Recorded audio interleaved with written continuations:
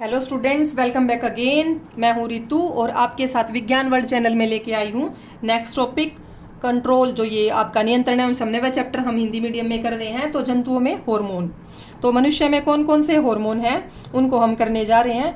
तो स्टूडेंट्स, यहाँ पे आपकी ग्रंथियाँ दिखाई हुई हैं। ये है नर का चित्र दिखाया हुआ और ये मादा का। तो ग्रंथियां होती हैं हमारे शरीर में, मैं आपको बता दूं, जिन्हें बोलते हैं अंतःस्रावी ग्रंथियां। अंतःस्रावी ग्रंथियां ऐसी ग्रंथियां हैं, ऐसा अंग है हमारे शरीर का जो हार्मोन को बनाता है। क्या करते हैं ये सारी ग्रंथियां हार्मोन को बनाती हैं। और हार्मोन, जैसे मैंने पादप में बताया, पौधों में बताया, कि ऐसे रसायन हैं जो किसी एक जगह बनते हैं, किसी ग्रंथि में बनते हैं और रक्त में, रुधिर में चले जाते हैं और रुधिर में जाके सारे काम करेंगे अलग अलग। भाई मान लो थाइमस ग्रंथि का ये, इससे निकलने वाले हार्मोन का ये काम है। इससे निकलने वाले जो ग्रोथ हार्मोन है उसका मान लो हाइट बढ़ाने का काम है। इससे अग्नाशय से निकलने वाले इंसुलिन का, भाई जो ग्लूकोज को नियंत्रित करने का काम है। सबका अपना काम है, काम कहीं है, बनते कहीं है, जाएंगे कैसे? रुधिर की सहायता से। ये आपको याद रखना। और है क्या? रसायन है एक प्रकार के। हार्मोन एक प्रकार के रसायन जो कहीं बनते हैं और किसी दूसरी जगह जाकर अपना कार्य करेंगे। और अंतःस्रावी ग्रंथियां ऐसी ग्रंथियां जो हार्मोन को बनाती हैं और अपने जो वो बना रही हैं, स्राव जो बना रही हैं हार्मोन, उसको रुधिर में भेज देती हैं। ठीक है। अब देखिए, हमारी सबसे ऊपर ग्रंथि, मैंने आपको उसमें मस्तिष्क वाला जो चैप्टर करवाया था उसमें भी बताया था कि पीनियल ग्रंथि होती है। तो पीनियल ग्रंथि मैं आपको ब्रीफ में यहाँ बता रही हूँ और इनके हार्मोन के बारे में भी कार्य यहीं बताऊँगी इसी में, क्योंकि ज़्यादा लिखने की बजाय आप मुझे सुन भी सकते हैं। और अगर कुछ रिपीट करना है तो आप पॉज करके आराम से सुनिएगा, कोई प्रॉब्लम नहीं, उससे आपको दिक्कत नहीं होती। तो इन वीडियो लेक्चर्स का यही एक बेनिफिट होता है, क्लास की बजाय क्लास में रिपीट करवाना पड़ता है टीचर से। यहाँ पर आराम से कोई किसी से रिपीट करवाने की ज़रूरत नहीं है। तो देखिए, सबसे ऊपर पीनियल ग्रंथि। पीनियल ग्रंथि मैंने आपको वहाँ चित्र में भी बताया था। ये ऐसी ग्रंथि होती है जिससे एक मेलेटोनिन नाम का हार्मोन निकलता है। मेलेटोनिन, जो कि हमारी जैसे जो दिन की और रात की जो दिनचर्या होती है ना, ये उसको नियंत्रित करता है। कि भाई कई बार हमारी अपने आप सुबह होती है, आँख खुल जाती हैं, ठीक है, रात होते ही सोने का मन करता है। तो इस प्रकार की दिनचर्या को नियंत्रित करने वाला हार्मोन बनता है पीनियल ग्रंथि से, जिसका नाम है मेलेटोनिन। ठीक है। दूसरी है पीयूष ग्रंथि। पीयूष ग्रंथि से स्टूडेंट्स, दोनों में है ये ग्रंथियाँ, नर में भी मादा में भी। पीयूष ग्रंथि से ग्रोथ हार्मोन बनता है, वृद्धि हार्मोन। क्या बोलते हैं? वृद्धि हार्मोन। वृद्धि हार्मोन करता है वृद्धि, हाइट बढ़ाता है आपकी। आपने ये सुना होगा, ऐड आती है टीवी में, कॉम्प्लेन ले लो, हॉर्लिक्स ले लो और भैया ऐसे बच्चे की हाइट बढ़ जाएगी, इतना लंबा हो जाएगा। तो वो कैसे होती है, हाइट कैसे बढ़ती है? तो आपकी जो लंबाई है वो बढ़ती है वृद्धि हार्मोन से, और वृद्धि हार्मोन निकलता है पीयूष ग्रंथि से। कईयों में बहुत ज़्यादा वृद्धि हार्मोन बन जाता है तो वो ज़रूरत से ज़्यादा लंबे हो जाते हैं, ठीक है, लंबाई की। और कई जो ठिगने रह जाते हैं उनमें ग्रोथ हार्मोन, ये है वृद्धि हार्मोन, कम बनता है। हाइपोथैलेमस भी एक क्या है, ग्रंथि है। वहाँ पे भी हमने पढ़ा था मस्तिष्क वाले चित्र में। तो हाइपोथैलेमस सभी ग्रंथियों को, पीयूष ग्रंथि को नियंत्रित करती है और पीयूष ग्रंथि सभी ग्रंथियों को नियंत्रित करती है। तो स्टूडेंट्स, पीयूष ग्रंथि को बोलते हैं मास्टर ग्रंथि। क्या बोलते हैं इसे? मास्टर ग्रंथि, क्योंकि ये सभी ग्रंथियों को नियंत्रित कर रही है। आपने जैसे स्कूल में देखा होगा, सभी बच्चों को नियंत्रित करने वाले मास्टर मतलब टीचर होते हैं। तो पीयूष ग्रंथि टीचर है और ये सभी हैं स्टूडेंट्स, बच्चे हैं, जितनी भी बाकी ग्रंथियां हैं। तो ये मास्टर ग्रंथि इन सभी को नियंत्रित करती हैं। लेकिन इसको नियंत्रित, मास्टर को नियंत्रित करने वाला कौन होता है? प्रिंसिपल होता है। तो आप हाइपोथैलेमस को प्रिंसिपल समझ लो। ये नियंत्रित करता है पीयूष को और पीयूष करती है बाकी सभी ग्रंथियों को नियंत्रित। ठीक है। उसके बाद आती हैं, गले में दो ग्रंथियां होती हैं, अवटु और परावटु ग्रंथि। कौन सी? अवटु और परावटु ग्रंथि। तो स्टूडेंट्स, अवटु ग्रंथि जो होती है, इसको थायराइड ग्लैंड भी बोलते हैं इंग्लिश में। तो थायराइड ग्लैंड से थायरोक्सिन हार्मोन बनता है। कौन सा हार्मोन बनेगा इससे? थायरोक्सिन हार्मोन बनेगा। जैसा आप पढ़ते हैं कि आयोडीन युक्त नमक खाना चाहिए। तो जो ये हार्मोन है ना थायरोक्सिन, ये थायरोक्सिन हार्मोन बनने के लिए आयोडीन चाहिए। आयोडीन के बिना ये बनेगा नहीं, तो इसलिए आयोडीन खाने की सलाह दी जाती है। अब अगर थायरोक्सिन नहीं बनेगा तो एक बीमारी हो जाती है गले में। आपने देखा होगा, गला बड़ा सा हो जाता है, फूला हुआ सूजन वाला सा गला, घेंगा नामक बीमारी बोलते हैं, ग्वाइटर या घेंगा। ठीक है। और जो ये थायरोक्सिन हार्मोन है, ये हम जो भी खाते हैं, जिस भी प्रकार के हम पोषक तत्व लेते हैं, कार्बोहाइड्रेट, प्रोटीन, विटामिन, खनिज लवण, उन सभी को पचाने का काम, उन सभी को अवशोषित करवाने का काम इस हार्मोन का होता है, थायरोक्सिन का, जो कि अवटु ग्रंथि से बनता है। ठीक है। तो ये भी काफ़ी इम्पोर्टेंट ग्रंथि है, अवटु ग्रंथि। उसके बाद परावटु से एक हार्मोन बनता है, परावटु ग्रंथि से, जो कैल्शियम को नियंत्रित करता है आपके रक्त में। कैल्शियम थाइमस ग्रंथि होती है, ये हृदय के पास होती है, इसका कोई ज़्यादा रोल नहीं है आपके सिलेबस में। तो अग्नाशय जो है वैसे भी बड़े होते होते ये वयस्क में सिकुड़ भी जाती है, वो छोटी हो जाती है ग्रंथि, बच्चों में होती है ये। अग्नाशय है, फिर अग्नाशय होता है स्टूडेंट्स, आपने पाचन तंत्र में बनाया होगा, वहाँ पे ये पाचक रस भी बनाती है, लेकिन अग्नाशय से एक हार्मोन भी बनता है जिसका नाम है इंसुलिन। आपके सिलेबस में यही है, इंसुलिन ही। तो इंसुलिन का कार्य होता है रुधिर के अंदर, रक्त के अंदर शर्करा के लेवल को नियंत्रित करने का, कि ग्लूकोज को, शर्करा को ज़्यादा नहीं बढ़ने देता, ये उसको नियंत्रित करके रखता, काबू करके रखता है, भाई ग्लूकोज को नहीं बढ़ने देगा। कई बार इंसुलिन की कमी हो जाती है जिनमें ये नहीं बना पाती अग्नाशय इंसुलिन को, तो उनमें इंजेक्शन लगते हैं, किसके, इंसुलिन के, या इंसुलिन की गोलियाँ देते हैं डॉक्टर उनको। फिर आती हैं स्टूडेंट्स अधिवृक्क ग्रंथि। तो अधिवृक्क ग्रंथि होती है, ये आपकी गुर्दे के वृक्क के ऊपर होती है, इसलिए अधिवृक्क नाम रख दिया, वृक्क के ऊपर है। और ये त्रिभुज के आकार की हैं, वृक्क के ऊपर, दोनों वृक्क के ऊपर हैं, त्रिभुज के आकार की। इनसे एक हार्मोन निकलता है जिसका नाम है एड्रेनलिन। ठीक है, मैं सारे हार्मोन आपको दिखाऊंगी लिख के। तो ये एड्रेनलिन हार्मोन निकलता है इससे। इस हार्मोन को काफ़ी इंपॉर्टेंट माना जाता है क्योंकि ये आपातकालीन हार्मोन है, आपात हार्मोन भी कहते हैं। आपात परिस्थितियों में ये ज़्यादा बनता है। आपात परिस्थितियाँ मतलब कि मान लो आप एकदम से डर गए हो, एकदम से भौचक्के से रह गए, कुछ ऐसा देख लिया आपने, तो उस परिस्थितियों में बनता है ये, ताकि शरीर को संभाल सके ऐसी इमरजेंसी कंडीशंस में। तो एकदम से फिर क्या होता है, आपने देखा होगा भाई, आपकी आंखों की पुतलियाँ चौड़ी हो जाती हैं, हृदय बहुत तेजी से धड़कने लगता है, धक धक धक धक। ठीक है, सांस आप बहुत तेजी से लेने लगते हो, लंबे लंबे सांस लेने पड़ते हैं खुद को संभालने के लिए। स्किन पे, जो त्वचा पे रोंगटे खड़े हो जाते हैं। ठीक है, तो ये सारे कार्य किस लिए हो रहे हैं, वो हार्मोन करवा रहा है। और एड्रेनलिन जो अधिवृक्क ग्रंथि से बनता है, क्यों, क्योंकि आपात परिस्थिति आ गई भाई, तेजी से हृदय धड़केगा तो ऑक्सीजन अच्छे से लेके जाएगा कोशिकाओं तक, तेजी से सांस लेंगे तो ज़्यादा ऑक्सीजन बाहर से लेंगे, अच्छे से ऑक्सीजन जाएगी कोशिकाओं तक तो श्वसन अच्छे से होगा, और ऊर्जा मिलेगी तो हम उस आपात परिस्थिति का सामना कर पाएंगे। भाई जो रुधिर भी है ना ऐसी परिस्थिति में, जो रक्त भी है, वो पाचन तंत्र में जाने की बजाय थोड़ा सा किधर चला जाता है, अपना इस तरफ चला जाएगा, इसको हार्मोन को ले जाने के लिए। भाई हृदय में चला गया श्वसन तंत्र के लिए, उधर कोशिकाओं में चला गया श्वसन करवाने के लिए। तो ये है आपात हार्मोन बनता है इसे एड्रेनलिन अधिवृक्क ग्रंथि से। फिर आ गई स्टूडेंट्स, वृषण होती हैं नर में और अंडाशय होती हैं मादा में। तो वृषण का कार्य है, इससे टेस्टोस्टेरोन हार्मोन निकलता है, वृषण से टेस्टोस्टेरोन। तो जो वृषण से टेस्टोस्टेरोन बन रहा है उसका कार्य है, नर के जो मुख्यतः कार्य होते हैं भाई नर में, उनको करने का कार्य हम अगले चैप्टर में अच्छे से करेंगे। पर्सनल वाला जो चैप्टर है उनका काम है टेस्टोस्टेरोन, उनको करवाने का काम है टेस्टोस्टेरोन का। अंडाशय से भी दो हार्मोन बनते हैं, एक एस्ट्रोजन, एक प्रोजेस्टेरोन और एस्ट्रोजन, दो हार्मोन बनते हैं। ये दोनों भी क्या करते हैं, जो मादा के अपने गुण हैं, ठीक है, उनको करवाने का कार्य होता है अंडाशय के इन हार्मोन का। तो ये थी हमारी सभी ग्रंथियां और उनसे निकलने वाले हार्मोन।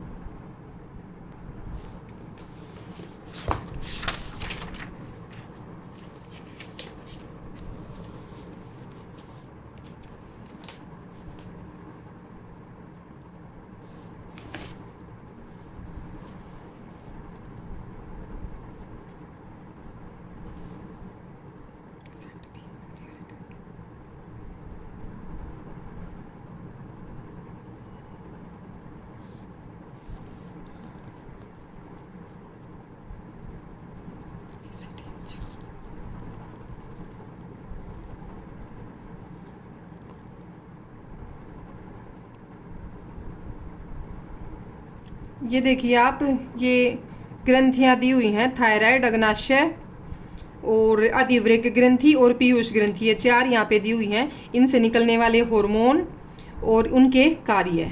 यहाँ देखिए थायरोक्सिन मैंने आपको बताया, इंसुलिन बताया, जो ग्लूकागोन है वो भी अग्नाशय से बनता है और ग्लूकागोन का कार्य होता है इंसुलिन से उल्टा। भाई ये शर्करा के स्तर को घटाता है, रुधिर में नियंत्रित करता है, तो ये बढ़ाता है। इनका एक दूसरे से उल्टा कार्य होता है। अधिवृक्क से इन्होंने कोर्टिसोन हार्मोन दिया हुआ है। तो कोर्टिसोन एक कलेक्टिव नेम है, क्या है, एक कलेक्टिव नेम है। इसको आप अलग से अपना नाम जो मैंने बताया था एड्रेनलिन वो लिख सकते हैं। तो देखिए ये एड्रेनलिन हार्मोन इससे बनता है, ठीक है। क्या बनता है? Adrenaline hormone. उसके बाद पीयूष ग्रंथि की बात करते हैं, तो पीयूष ग्रंथि में ये तो ADH ATCH ये कई प्रकार के हार्मोन दे रहे हैं, लेकिन आपको पीयूष ग्रंथि से सिर्फ एक ही हार्मोन का ध्यान रखना है और वो है वृद्धि हार्मोन। ये आगे का देखिए कि FSH TSH ये पीयूष से निकल रहे हैं और इनका काम होता है वो इसको अंडाशय को और वृषण को नियंत्रित करने का।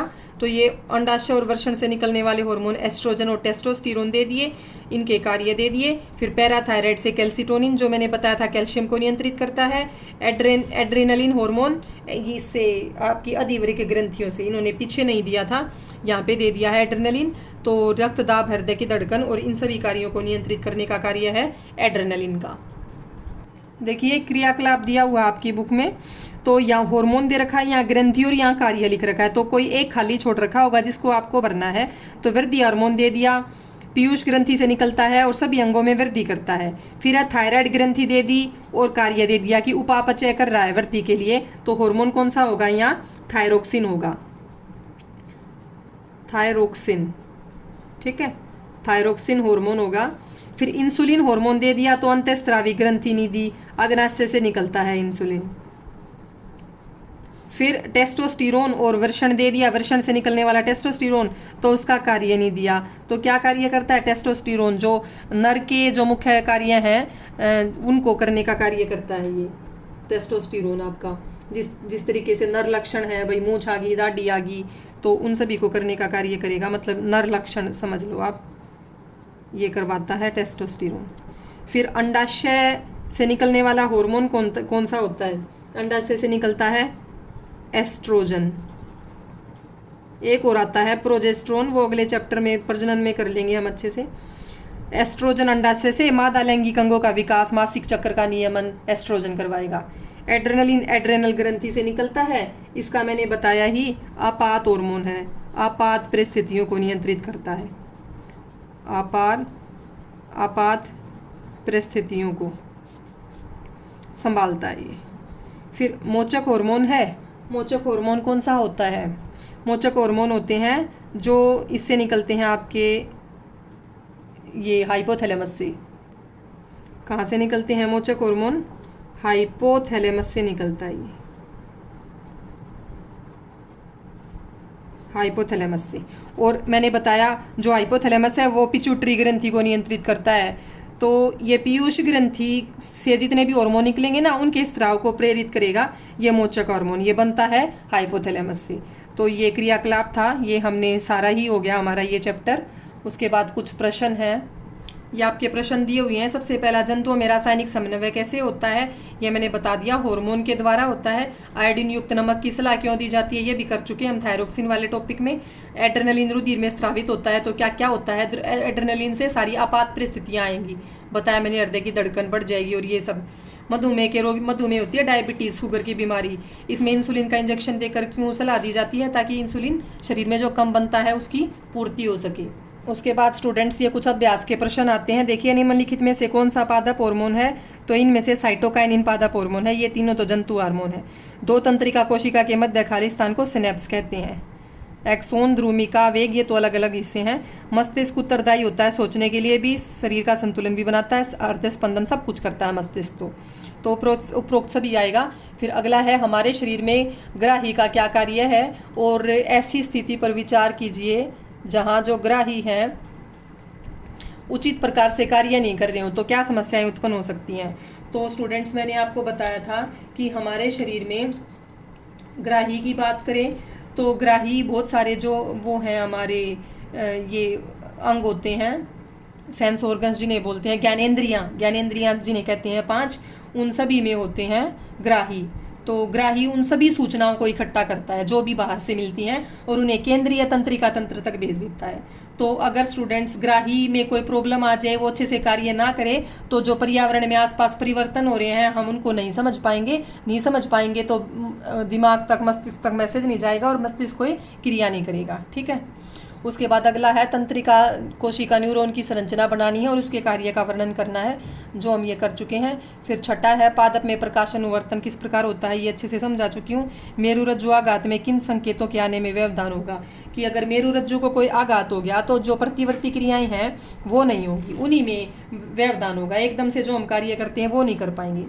फिर पादप में रासायनिक समन्वय पादप हार्मोनों द्वारा होता है, ये अच्छे से करवा चुकी हूँ। पादप हार्मोन कौन कौन से हैं। एक जीव में नियंत्रण एवं समन्वय के तंत्र की क्या आवश्यकता है, तो देखो मैंने आपको बताया कि जो बहुकोशिकीय जीव है ना वो बहुत जटिल संरचना वाले होते हैं। कोशिकीय में तो पर्यावरण से संपर्क में है तो किसी तंत्र की जरूरत नहीं, सारे काम आसानी से हो जाते हैं। लेकिन बहुकोशिकीय जीवों में क्या होता है भाई, बहुत जटिल संरचना है, भीतरी बाहरी अंगों को नियंत्रित करने के लिए एक तालमेल भी चाहिए। तो इस वजह से ये नियंत्रण और समन्वय दोनों तंत्र चाहिए होते हैं, हार्मोन भी और भाई आपका मस्तिष्क वाला भी। फिर है ठीक है, फिर है अगला 9वां हो गया नियंत्रण एवं समन्वय वाला। फिर है अनैच्छिक क्रियाएं तथा प्रतिवर्ती क्रियाएं एक दूसरे से किस प्रकार भिन्न है। मैंने बताया प्रतिवर्ती क्रियाएं तो मेरुरज्जु नियंत्रित करेगी आपकी, लेकिन जो अनैच्छिक क्रियाएं हैं वो मस्तिष्क नियंत्रित करता है। ठीक है, मस्तिष्क का खासकर मेडुला और बोन्स वाला हिस्सा नियंत्रित करेगा। दोनों एक दूसरे से बिल्कुल भिन्न है, ये फटाफट होती है और ये धीरे धीरे होंगी अनैच्छिक क्रियाएं। इनमें सोचने की प्रक्रिया का इस्तेमाल होता है, इसमें नहीं होता। और संदेश तो इसमें मस्तिष्क तक भी जाता है, इसमें तो मस्तिष्क ही नियंत्रित करेगा इन्हें। ठीक है, फिर 11वां है जंतुओं में नियंत्रण एवं समन्वय के लिए तंत्रिका तथा हार्मोन क्रियाविधि की तुलना तथा व्यतिरेक कीजिए। भाई हार्मोन और तंत्रिका विधि की दोनों सिस्टम की तुलना करनी है। तो देखो क्या तुलना करोगे, आपकी जो तंत्रिका तंत्र है वो बड़ा फास्ट होता है, फटाफट काम होते हैं, लेकिन हार्मोन वाला थोड़ा धीरे धीरे होएगा, लेकिन इसका प्रभाव देर तक रहेगा। अभी कोई भी हार्मोन है ना तो एकदम से वो बनना भी बंद हो गया तो ऐसा नहीं है कि वो शरीर से खत्म हो जाएगा, रुधिर में तो वो रहेगा कुछ दिनों तक। तो इस सिस्टम से होने वाले कार्यों का प्रभाव कुछ दिन तक रहेगा, इसमें फटाफट खत्म हो जाता है। भाई मैसेज आया नहीं आया, भाई हाथ हटा लिया तो हटा लिया, ठीक है, फटाफट कार्य होता है। इसमें धीरे धीरे होता है, प्रभाव भी लंबे समय तक रहेगा, इसमें कम समय तक रहता है। ठीक है, तेजी से सूचना जाती है, इसमें स्लो जाएगी, धीरे धीरे जाएगी सूचना रक्त के द्वारा। ठीक है, रक्त के द्वारा संदेश जा रहा है, इसमें संदेश जा रहा है, तंत्रिका कोशिकाएं लेके जा रही हैं, एक विद्युत का आवेग लेके जा रही है वो। ठीक है, इसमें रक्त से हार्मोन लेके जा रहे हैं संदेश को। तो इस तरीके के अंतर हैं दोनों में। फिर है लास्ट प्रश्न है कि छुई मुई पादप में जो गति हो रही है और हमारी टांग में जो गति हो रही है, इन दोनों में क्या अंतर है। तो स्टूडेंट्स मैं आपको बता दूं कि जो छुई मुई में जो गति हो रही है, एक तो वो वृद्धि वाली गति नहीं है, हमारी टांग में होने वाली गति भी वृद्धि वाली गति नहीं है, लेकिन हमारी टांग में जो गति हो रही है वो एक ऐच्छिक क्रिया है, हमारी चाहने से होगी। भाई हमने पैर इधर करना है उधर करना है, और उसको कौन नियंत्रित करेगा, मस्तिष्क नियंत्रित करता है उसे। ठीक है, खासकर अनुमस्तिष्क पीछे वाला हिस्सा। लेकिन जो छुई मुई में गति हो रही है और वो पेशी जो है, पेशी में प्रोटीन की आकार आकृति बदलेगी तो इसलिए पेशी बदलेगी, पेशी की वजह से गति होगी। लेकिन छुई मुई पादप में जो गति है वो जल के कम ज़्यादा होने से होती है छुई मुई में गति। ठीक है, तो ये था आपका चैप्टर कौन सा, हमारा नियंत्रण एवं समन्वय। ये बायोलॉजी का चैप्टर था, कंप्लीट हो गया है। साथ साथ अभ्यास के प्रश्न भी इसमें हमने पूरे कर लिए हैं। तो उम्मीद करती हूँ आपको ये अच्छे से समझ आया होगा। लेकिन कोई प्रॉब्लम भी अगर आपको रहती है तो आप बिना आप हेजिटेट किए वीडियो देख के, कोई भी कहीं समस्या आती है तो आप कमेंट बॉक्स में डाल भी सकते हैं अपने प्रॉब्लम को, तो मैं उसका सॉल्यूशन करके आपको ज़रूर बताऊंगी। और अगर आपको पसंद आती है मेरी वीडियो तो आप इसे लाइक शेयर सब्सक्राइब ज़रूर कीजिएगा। Thank you.